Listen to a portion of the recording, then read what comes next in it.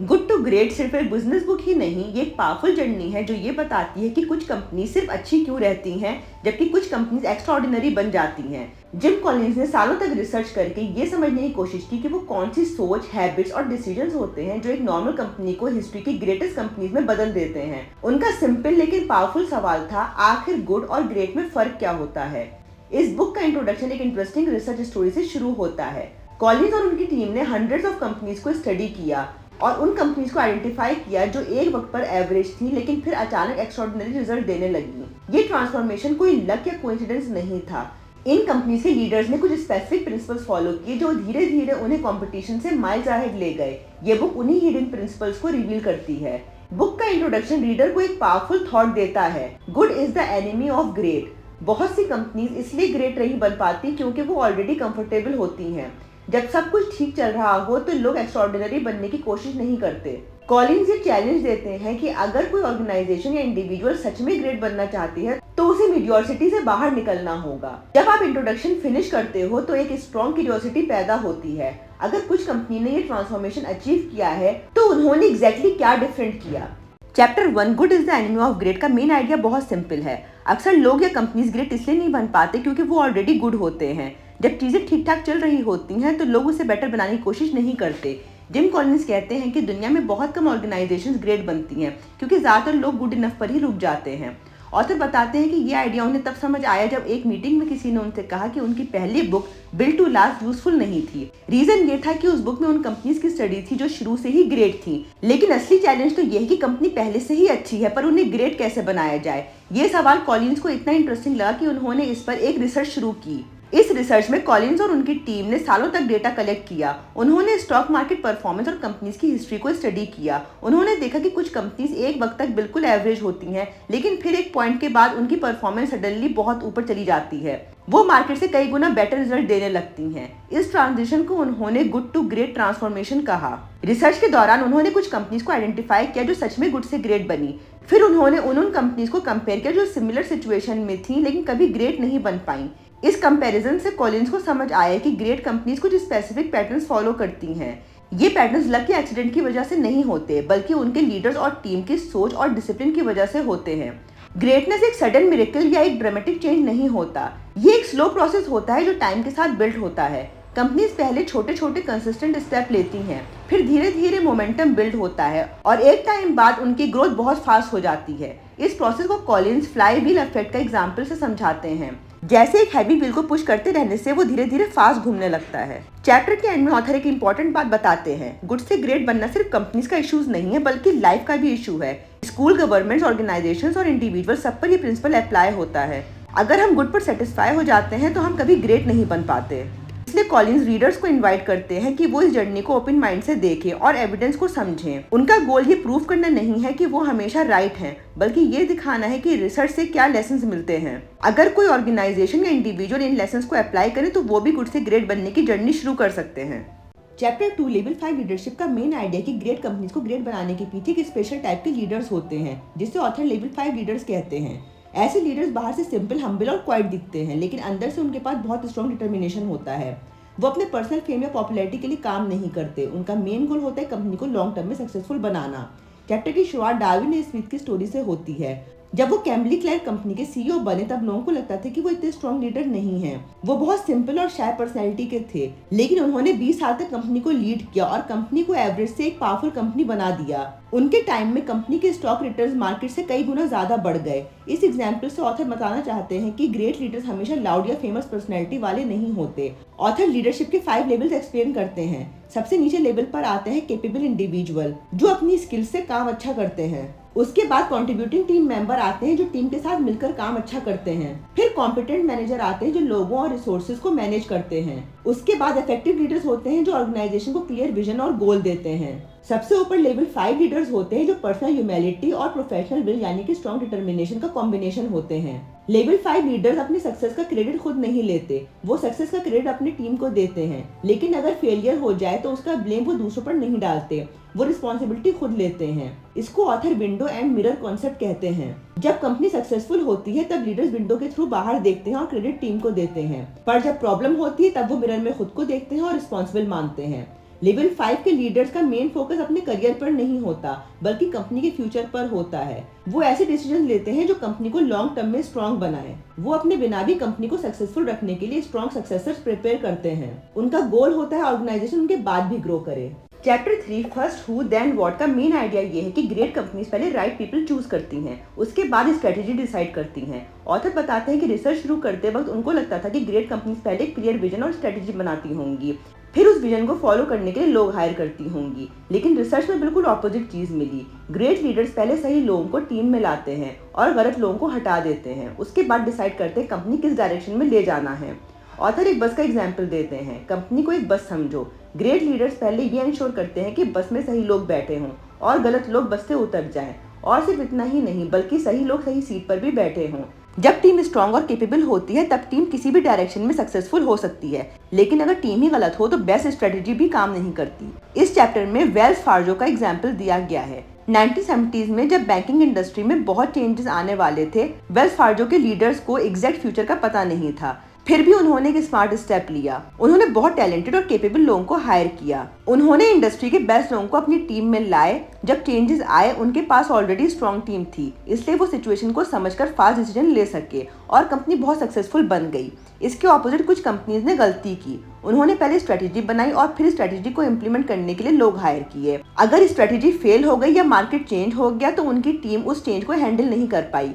Great companies इसलिए successful होती हैं क्योंकि उनकी टीम फ्लेक्सिबल और टैलेंटेड होती है, जो सिचुएशन के हिसाब से डायरेक्शन चेंज कर सकती है। चैप्टर ये भी बताता है कि ग्रेट कंपनीज में लीडर्स रिग्रेस होते हैं, रूथलेस नहीं। रिग्रेस का मतलब है कि वो लोग जो सिलेक्शन में बहुत केयरफुल और स्ट्रिक्ट होते हैं। अगर कोई पर्सन टीम के लिए सुइटेबल नहीं है तो उसको कंपनी में रहने नहीं देते, लेकिन वो लोगों के साथ अनफेयर और क्रूअल बिहेवियर नहीं करते। उनका गोल सिर्फ ये होता है कि टीम में सिर्फ वो लोग रहें जो कंपनी को ग्रेट बना सकें। Chapter 4 confront the brutal fact yet never lose faith का मेन आइडिया यह है कि ग्रेट कंपनीज रियलिटी से कभी भागती नहीं हैं। वो प्रॉब्लम्स को इग्नोर नहीं करती और ना ही फॉल्स होप पर जीती हैं, बल्कि वो सच को ऑनेस्टली फेस करती हैं, चाहे वो कितना भी डिफिकल्ट और अनकंफर्टेबल क्यों ना हो। लेकिन साथ ही उनके लीडर्स अपने कॉन्फिडेंस और होप कभी लूज नहीं करते। मतलब सिचुएशन कितनी भी टफ हो, उन्हें यकीन होता है कि आखिर में वो सक्सेसफुल होंगे। इस चैप्टर की शुरुआत एक एग्जाम्पल से होती है जहाँ दो कंपनीज का कंपैरिजन किया गया है, कॉगा और A&P। एक टाइम पर A&P दुनिया की सबसे बड़ी रिटेल कंपनीज में से थी, जबकि कॉगा एक छोटे और एवरेज ग्रोसरी चेन थी। लेकिन वक्त के साथ मार्केट चेंज होने लगा। कस्टमर्स को नए टाइप के स्टोर्स चाहिए थे, बड़े स्टोर्स, ज्यादा वैरायटी और बेटर शॉपिंग एक्सपीरियंस। कॉगा ने ये ब्रूटल फैक्ट एक्सेप्ट कर लिया कि उनका ओल्ड बिजनेस मॉडल फ्यूचर में काम नहीं करेगा, इसलिए उन्होंने अपने पूरे सिस्टम को चेंज कर दिया और मॉडर्न सुपरमार्केट्स बनाना शुरू कर दिया। A&P ने रियलिटी को इग्नोर किया और पुराने सिस्टम्स पर टिकी रही। रिजल्ट ये हुआ कि कॉगा बहुत सक्सेसफुल बन गई और A&P धीरे धीरे वीक होती गई। ऑथर बताते हैं कि ग्रेट कंपनीज अपनी सिचुएशन को क्लियरली समझने के लिए फैक्ट्स और डेटा पर फोकस करती हैं। वो इमोशनल डिसीजंस नहीं लेती। उनका बिलीफ होता है कि facts are better than dreams. अगर ऑर्गेनाइजेशन सच को इग्नोर करेगी तो सही डिसीजंस कभी नहीं ले पाएगी। इसलिए लीडर्स को सच सुनने और समझने का एनवायरनमेंट क्रिएट करना पड़ता है। इस चैप्टर में a climate where trust is heard का कंसेप्ट भी एक्सप्लेन किया गया है। ग्रेट लीडर्स ऐसा कल्चर बनाते हैं जहाँ एम्प्लॉयज बिना डर के सच बोल सकें, लोग ओपनली प्रॉब्लम्स और चैलेंजेस डिस्कस कर सकें। जब एम्प्लॉयज को लगता है कि उनकी बात ऑनेस्टली सुनी जाएगी तब ऑर्गेनाइजेशन को रियल प्रॉब्लम का पता चलता है और उनको सॉल्यूशन भी मिलता है। इस एनवायरनमेंट को क्रिएट करने के लिए लीडर्स आंसर्स देने के बजाय क्वेश्चंस पूछते हैं।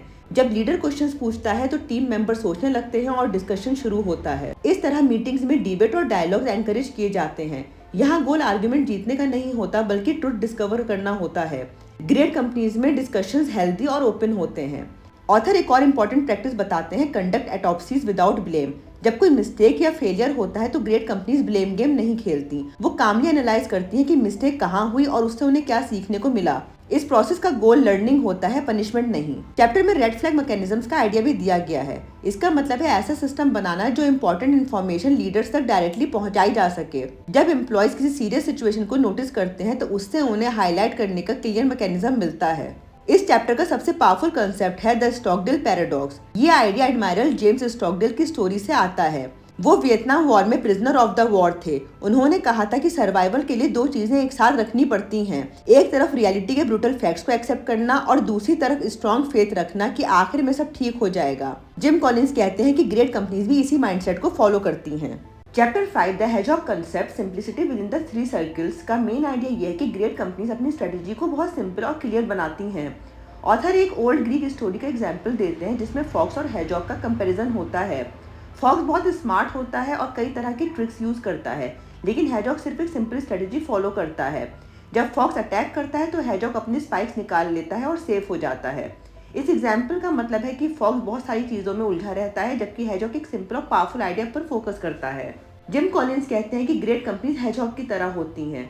वो बहुत सारी चीज़ों में कंफ्यूज नहीं होती, बल्कि एक क्लियर कंसेप्ट पर फोकस करती हैं। उन्हें पता होता है कि उनकी रियल स्ट्रेंथ क्या है और उसी डायरेक्शन में काम करती हैं। एवरेज कंपनीज अक्सर फॉक्स की तरह होती हैं। वो बहुत सारे आइडियाज ट्राई करती हैं, ट्रेंड फॉलो करती हैं और डायरेक्शन चेंज करती रहती हैं, इसलिए उनकी ग्रोथ स्टेबल नहीं होती। हेजॉग कंसेप्ट को समझाने के लिए ऑथर ने 3 सर्कल्स का मॉडल बनाया। जब एक कंपनी को पता चल जाता है कि कौन सी 3 चीजों के साथ मिलकर उनकी स्ट्रेंथ बनती है, तब उसका क्लियर डायरेक्शन मिलता है। ये सर्कल्स एक दूसरे के बीच ओवरलैप करते हैं और उनका इंटरसेक्शन ही हेजॉग कंसेप्ट होता है। पहला सर्किल है what you can be the best at the world at. इसका मतलब है कि कंपनी को ऑनेस्टली समझना चाहिए कि वो किस काम में वर्ल्ड क्लास बन सकते हैं। हर चीज में बेस्ट बनना पॉसिबल नहीं होता, इसलिए कंपनीज को अपनी रियल कैपेबिलिटी आइडेंटिफाई करनी पड़ती है। दूसरा सर्किल है what drives your economic engine. इसका मतलब है कंपनी का प्रॉफिट किस चीज से आता है। ऑथर बताते हैं कि ग्रेट कंपनीज एक सिंपल मैट्रिक्स पर फोकस करती हैं जो उनकी ग्रोथ को ड्राइव करता है, जैसे प्रॉफिट पर कस्टमर, प्रॉफिट पर एम्प्लॉय या प्रॉफिट पर प्रोडक्ट। जब कंपनीज को समझ आ जाता है कि पैसा कैसे जनरेट होता है, तब वो अपनी स्ट्रेटेजी उसके अकॉर्डिंग सेट कर देती हैं। तीसरा सर्किल है what you are deeply passionate about, यानी कंपनी के लोग किस काम के लिए ट्रूली पैशनेट हैं। अगर ऑर्गेनाइजेशन किसी काम को सिर्फ पैसे के लिए करती है तो उसमें पैशन नहीं होता और लॉन्ग टर्म ग्रेटनेस अचीव करना मुश्किल हो जाता है। ऑथर इस चैप्टर में वेलग्रीन्स का एग्जाम्पल देते हैं। वेलग्रीन्स ने अपना हेजॉग कंसेप्ट डेवलप किया, सबसे कन्वीनियंट ड्रग स्टोर बनाना और प्रॉफिट पर कस्टमर विजिट को मैक्सिमाइज करना। इस आइडिया पर फोकस करके उन्होंने अपने स्टोर की लोकेशंस केयरफुली सेलेक्ट की, कन्वीनियंस इंप्रूव की और ग्रेजुअली मार्केट में स्ट्रॉन्ग पोजीशन बना ली। Chapter 6 a culture of discipline explain करता है कि ग्रेट कंपनी सिर्फ आइडियाज की वजह से ग्रेट नहीं बनती, बल्कि डिसिप्लिन वाले कल्चर की वजह से बनती हैं। ऑथर कहते हैं कि जब लोग ऑर्गेनाइजेशन में डिसिप्लिन होते हैं, डिसिप्लिन थिंकिंग होती है और डिसिप्लिन एक्शंस होते हैं, तब कंपनी को हैवी कंट्रोल सिस्टम की जरूरत नहीं पड़ती। डिसिप्लिन का मतलब स्ट्रिक्ट कंट्रोल नहीं होता, बल्कि सेल्फ कंट्रोल होता है, जहाँ लोग अपनी रिस्पॉन्सिबिलिटी खुद समझ के काम करते हैं। ऑथर जॉर्ज रथमैन का एग्जाम्पल देते हैं जो बायोटेक्नोलॉजी कंपनी एमजन के फाउंडर थे। उन्होंने कंपनी में एक सिंपल रूल फॉलो किया, लोगों को क्लियर गोल्स दो और फिर उन्हें फ्रीडम दो कि वो कैसे अचीव करना चाहते हैं। रथमैन हर साल ऑब्जेक्टिव सेट करते थे, फिर एम्प्लॉयज को अपने तरीके से काम करने की फ्रीडम देते थे। इससे एम्प्लॉयज क्रिएटिव भी रहे और डिसिप्लिन भी। इस अप्रोच ने एमजन को एक सक्सेसफुल बायोटेक्नोलॉजी कंपनी बना दिया। इस चैप्टर का एक इम्पॉर्टेंट कंसेप्ट है freedom with in a framework. इसका मतलब है कि ऑर्गेनाइजेशन में कुछ क्लियर रूल्स और बाउंड्रीज होती हैं, लेकिन उनके अंदर लोगों को काम करने की फ्रीडम होती है। ऑथर एक एयरलाइन पायलट का एग्जाम्पल देते हैं। पायलट को एग्जैक्ट रूल्स फॉलो करने होते हैं, लेकिन कॉकपिट में डिसीजंस लेने की रिस्पॉन्सिबिलिटी भी उसी की होती है। अगर सिस्टम डिसिप्लिन्ड हो तो फ्रीडम कियोस नहीं बनती, बल्कि बेटर परफॉर्मेंस क्रिएट करती है। ऑथर एक और इम्पोर्टेंट बात बताते हैं, ग्रेट कंपनीज में डिसिप्लिन लीडर से शुरू होता है। अगर लीडर खुद डिसिप्लिन नहीं होगा तो ऑर्गेनाइजेशन में भी डिसिप्लिन नहीं आएगा। लीडर्स को एग्जाम्पल सेट करना होता है। जब एम्प्लॉयज देखते हैं कि लीडर भी सेम रूल फॉलो कर रहा है तो ऑर्गेनाइजेशन में ट्रस्ट और कंसिस्टेंसी बिल्ड होती है। इस चैप्टर में एक और पावरफुल आइडिया है fanatical adherence to the hedgehog concept. मतलब जब कंपनी अपनी कोर स्ट्रेंथ और फोकस आइडेंटिफाई कर लेती है तो उसे उसी पर स्ट्रिक्ट डिसिप्लिन के साथ स्टिक रहना चाहिए। ग्रेट कंपनीज अपने हेजॉग कंसेप्ट से बाहर अननेसेसरी वेंचर्स या डिस्टर्बेंस में नहीं जाती। ग्रेट कंपनीज अपने हेजॉग कंसेप्ट से बाहर अननेसेसरी वेंचर्स या डिस्ट्रैक्शंस में नहीं जाती। वो सिर्फ उन्हीं अपॉर्चुनिटीज को परस्यू करती हैं जो उनके कोर फोकस के अंदर आती हैं। ऑथर न्यूकोर का एग्जाम्पल देते हैं जो स्टील इंडस्ट्री की एक बहुत सक्सेसफुल कंपनी बनी। न्यूकोर ने सिंपल रूल फॉलो किया, low cost production, hard working culture और एम्प्लॉयज को रिस्पॉन्सिबिलिटी देना। कंपनी ने लग्जरी ऑफिसेज, अननेसेसरी हिरार्की और कॉर्पोरेशन प्रिविलेज को अवॉइड किया। इस सिंपल और डिसिप्लिन कल्चर ने न्यूकोर को स्टील इंडस्ट्री में स्ट्रॉन्ग पोजीशन दी। चैप्टर के एंड में ऑथर स्टॉप डूइंग लिस्ट का कंसेप्ट इंट्रोड्यूस करते हैं। यूजुअली लोग टू डू लिस्ट बनाते हैं, लेकिन great companies stop doing list भी बनाती हैं। मतलब वो डिसाइड करती हैं कि कौन सी एक्टिविटीज उनके हेजॉग कंसेप्ट से मैच नहीं करती और उन्हें इमीडिएटली बंद कर देती हैं। ये डिसिप्लिन कंपनीज को डिस्ट्रैक्शन से बचाता है और एनर्जी राइट डायरेक्शन में फोकस करता है। चैप्टर 7 टेक्नोलॉजी एक्सेलरेटर्स का मेन आइडिया ये है कि टेक्नोलॉजी खुद सक्सेस का रीजन नहीं होती, वो सिर्फ एक टूल होती है। ग्रेट कंपनीज टेक्नोलॉजी को ब्लाइंडली फॉलो नहीं करती, बल्कि उसे अपने ऑलरेडी क्लियर प्लान यानी कि हेजॉग कंसेप्ट के हिसाब से यूज करती हैं।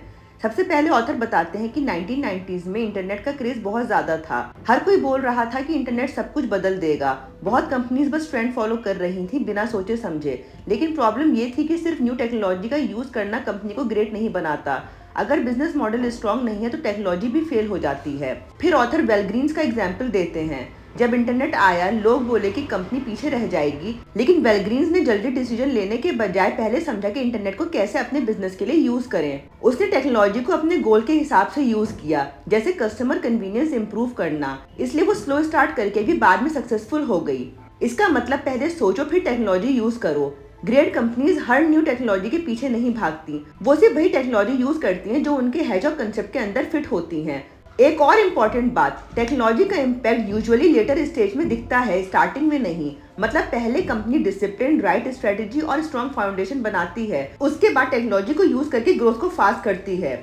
इस चैप्टर के एंड में ऑथर एक स्ट्रॉन्ग मैसेज देते हैं कि टेक्नोलॉजी ना तो सक्सेस का मेन रीजन है ना फेलियर का, वो सिर्फ एक सपोर्ट सिस्टम है। अगर कंपनी डिसिप्लिन है और क्लियर डायरेक्शन में काम कर रही है तो टेक्नोलॉजी उसे ग्रेट बनाने में हेल्प कर सकती है, वरना नहीं। Chapter 8 the flying wheel and the doom loop का मेन आइडिया ये है कि सक्सेस एकदम से नहीं आती। ग्रेट कंपनी धीरे धीरे छोटे छोटे कंसिस्टेंट एक्शन से ग्रो करती हैं, जैसे एक हैवी व्हील को धक्का देना। इस कंसेप्ट को ऑथर फ्लाइंग व्हील बोलते हैं। सोचो एक बहुत हैवी व्हील है जो शुरू में बिल्कुल नहीं घूमता। तुम उसे पुश करते हो, पहले कुछ भी नहीं होता, फिर थोड़ा सा मूवमेंट होता है, तुम लगातार पुश करते रहते हो, स्लोली स्पीड बढ़ती है।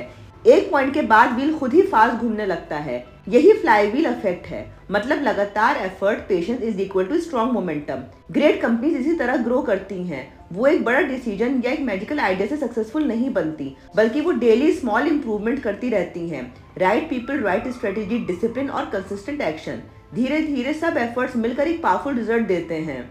इसके ऑपोजिट होता है डूम लूप। ये उन कंपनीज के साथ होता है जो पेशेंस नहीं रखती, वो जल्दी रिजल्ट चाहती हैं, इसलिए बार बार डायरेक्शन चेंज करती रहती हैं। कभी न्यू लीडर, कभी न्यू स्ट्रेटेजी, कभी न्यू ट्रेंड।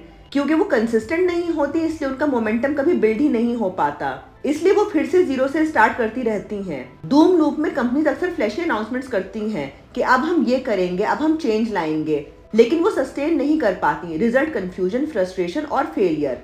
लास्ट चैप्टर में ऑथर बताते हैं कि सिर्फ ग्रेट कंपनी बनना काफी नहीं होता, बल्कि उस ग्रेटनेस को लंबे टाइम तक सस्टेन करना बहुत इंपॉर्टेंट होता है। गुड टू ग्रेट और बिल्ड टू लास्ट अलग अलग नहीं है, बल्कि एक दूसरे को कॉम्प्लीमेंट करते हैं।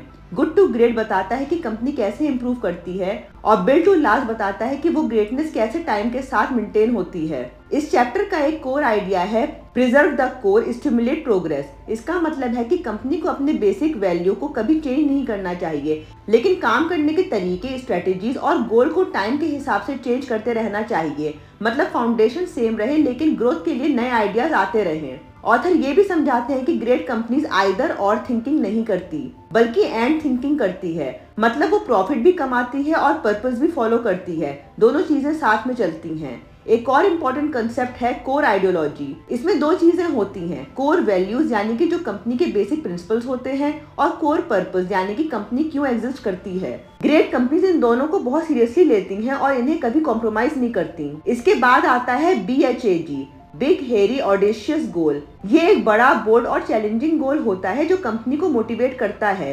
ये लोगों को एक्साइट करता है और उनमें एक क्लियर डायरेक्शन देता है। जैसे बोइंग का गोल था बेस्ट एयरप्लेन कंपनी बनाना। ये सिंपल था लेकिन पावरफुल था। सिंपल वर्ड्स में ग्रेट कंपनीज वो होती हैं जो अपनी वैल्यूज को स्ट्रॉन्ग रखती हैं, कंटिन्यूसली इंप्रूव करती हैं और पेशेंस के साथ लॉन्ग टर्म सक्सेस बिल्ड करती हैं।